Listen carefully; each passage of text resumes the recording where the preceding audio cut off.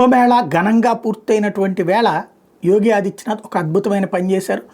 45 రోజుల నుండి సేవ చేసిన లేదా ఉద్యోగ విధులు నిర్వర్తించిన పారిశుధ్య కార్మికులకి తలా 10,000 రూపాయల బోనస్ ప్రకటించారు. వెంటనే కొంతమంది 10,000 ఏం సరిపోతుంది, 25,000 ప్రకటించాలి, 50,000 ప్రకటించాలంటున్నారు. అక్కడున్న ఆర్థిక పరిస్థితులు ఇచ్చే వాళ్ళు చూస్తారు.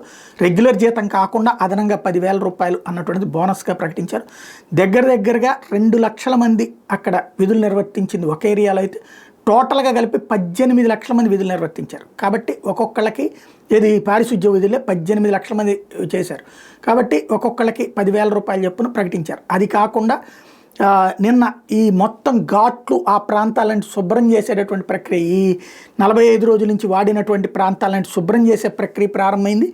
ఇవి కూడా పూర్తయితే మళ్ళీ వీటికి కూడా డబ్బులు ఇచ్చేటటువంటి పనిని చేపడుతున్నారు. టోటల్గా చూస్తే ఎవరైనా సరే అద్భుతమైనటువంటి కాన్సెప్ట్ని, ఇంత అద్భుతమైనటువంటి కాన్సెప్ట్ని చేసేటటువంటి వాళ్ళని అభినందించాల్సిన అవసరం అయితే ఉంది.